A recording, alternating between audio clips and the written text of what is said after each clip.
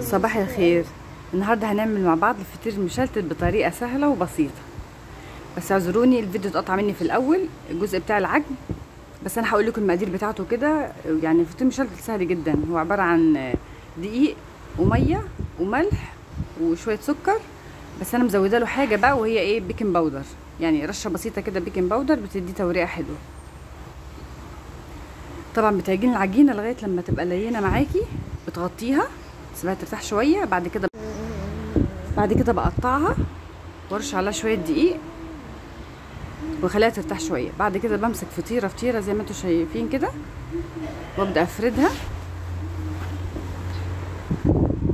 بالنشابه بقى، باي مفرده عندك، او ممكن بايدك من غير ما تفردها باي حاجه، يعني مش محتاجه النشابه كده، ممكن على ايدك بس تشديها بالطريقه ديت زي ما انت شايف في الفيديو كده.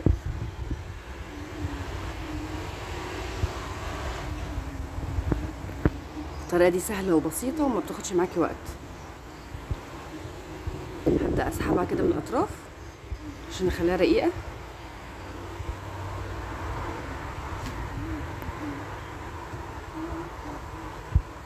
جربوا الطريقه دي هتعجبكم ان شاء الله. انا كده فردتها على الصينيه، شايفين بقت رقيقه خالص ازاي. بعد كده ببدا اضيف السمنه البلدي، وممكن تعمليها بزبده براحتك.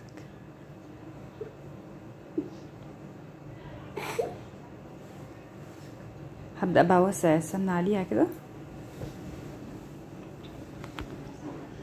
زي ما انتم شايفين بالطريقه دي.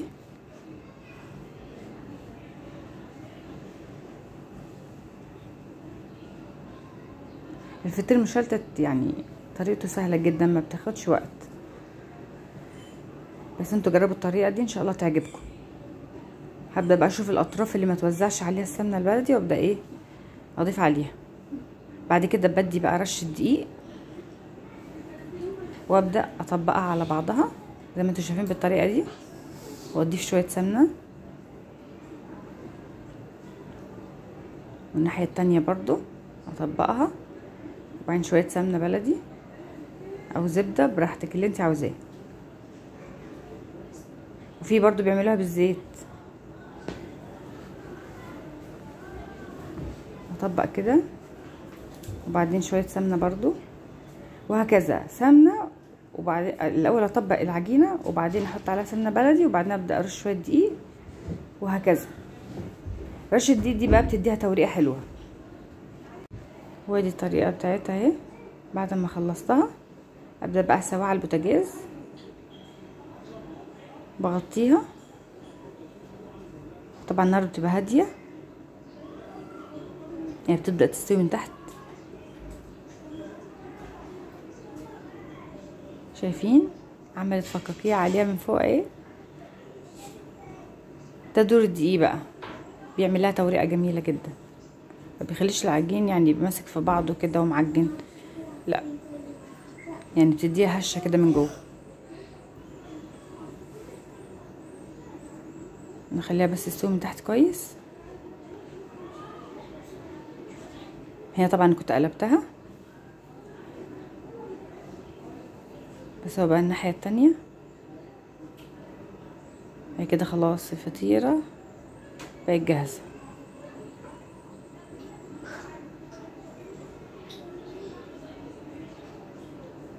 هشه جدا جدا يا جماعه، والله تحفه تحفه. ادي اول واحده خلصت معايا، هبدا اشوف التانية بقى اللي انا كنت حطاها. هي دي خلاص كده استوت من تحت، اخدت لون. اقلبها بقى على الوش التاني وخليها تكمل سوا برضو.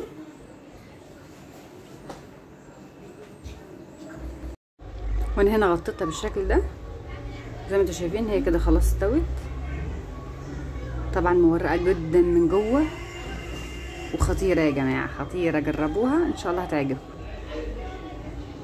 هي كده خلاص استوت من الناحيتين،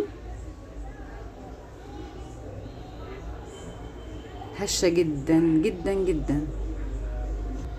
طريقه الفطير دي ممتازه ممتازه، ان شاء الله تجربوها وتعجبكم. تاكليها بقى مع الجبنه، مع شويه عسل نحل كده، تحفه تحفه صراحه يا جماعه. يعني الفطير مشلتت ده اختراع. وطريقه العجينه سهله. عملت فطيرتين اهو، سويتهم. هبدا بقى اسوي بقيه الفطير بنفس الطريقه. هكتب لكم ان شاء الله المقادير في صندوق الوصف. ان شاء الله تعجبكم الطريقه. وادي الشكل النهائي بتاعها، مورقه وهشه جدا جدا جدا. هفرد قدامكم واحده تاني اهي. هي طريقه الفرد سهله، يعني تفرديها وتحاولي تشديها من الاطراف. بعدين زي ما قلنا برضو بتحطي بقى ايه السمنه البلدي بتاعتك وعليها رشه دقيق، وبعدين تبداي تطبقي زي الظرف وهكذا.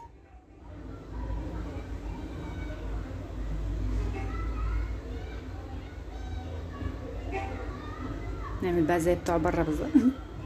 نقلد بقى بتاع الفطير المشلتت اللي هما الفطاطر ده. تحفه والله، تحفه يا جماعه. شايفين العجينه سهله ازاي؟ كل ما تريحي العجينه معاكي تديكي نتيجه حلوه في الفرد. شايفين شكلها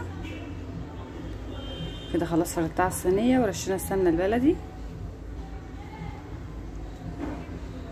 ممكن كمان تعملها بالزبده الصفراء اللي هي بتاعت الحلويات. الاتنين واحد يعني، بس طبعا ما فيش احسن من السمنه البلدي.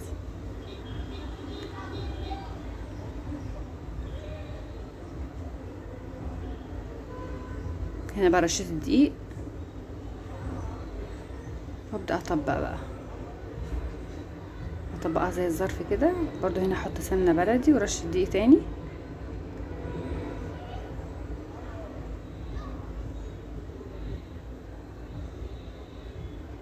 زي ما انتوا شايفين كده الطريقه في الفيديو.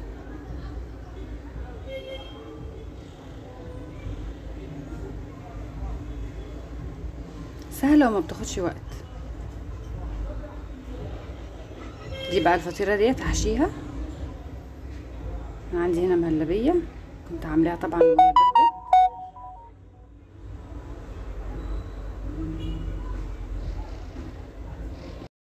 انا هنا المهلبيه ديت كنت عاملاها قبل كده وسبتها تبرد، وبعدين ضفت لها شويه من القشطه عشان اعمل بها ايه الحشو.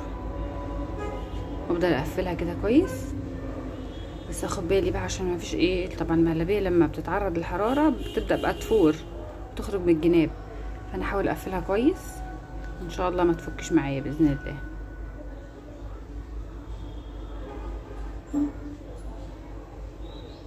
شايفين قفلتها من الجناب، ربنا يسترها بقى.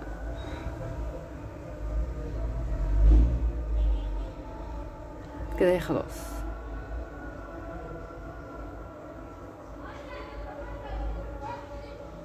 هبدأ بقى انقلها واحطها في طاسة واسويها برضو على البوتاجاز. انا هنا نقلتها اهي الحمد لله، اتنقلت بنجاح. ربنا يسترها بقى في التسوية. طبعا النار بتبقى يعني متوسطة عشان ما تتحرقش من تحت. وابدأ برضو الف الصينية كده. خلاص بدأت اهي تنفش من الجناب. احاول بقى اقلبها الناحية التانية وربنا يستر.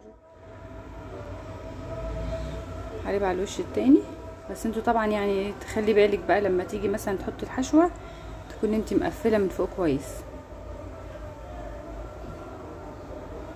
انا قلبتها الناحية التانية اهي بس برضو فكت مني.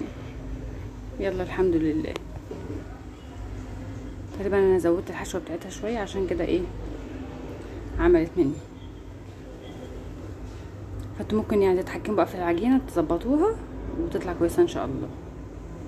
ودي خلاص هي استوت كده، ورشت على سكر بودرة. تحطي بقى شوية عندك مكسرات، جوز هند براحتك اللي انت عاوزة تحطيه، وزبيب برضو. انا بتاع ده حطيت مكسرات وزبيب.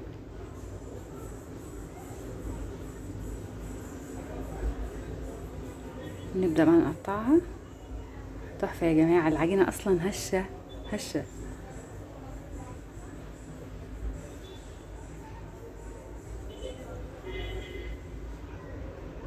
شايفين المهلبية طالعة منها. انت ممكن بقى يعني نتفادى طريقة المهلبية تخرج من الجناب دي، انت ممكن تقللي المهلبية فيها شوية، ما تبقاش كتير، سواء المهلبية او القشطة. شايفين جميلة جدا.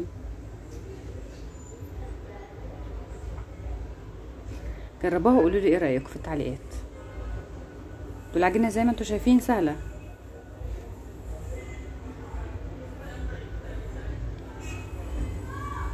هي طبعا سخنة اتلسعت.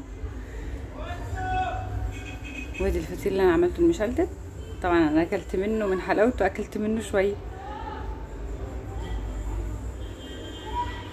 شايفين جميل جدا جدا.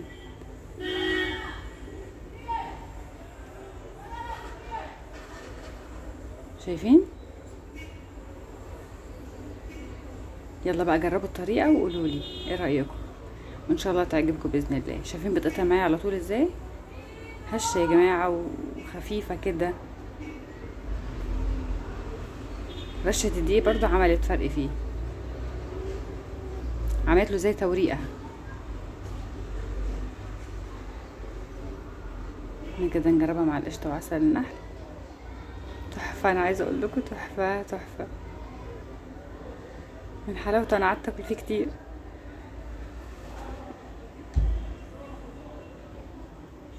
حلو بقى في الفطار الصبح، جميل اهو، تغيير شويه.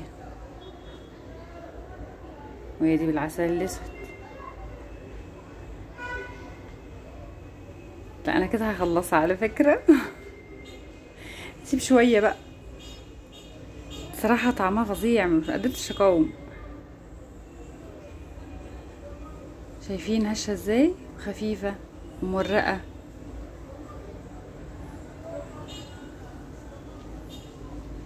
شايفين عامل ازاي؟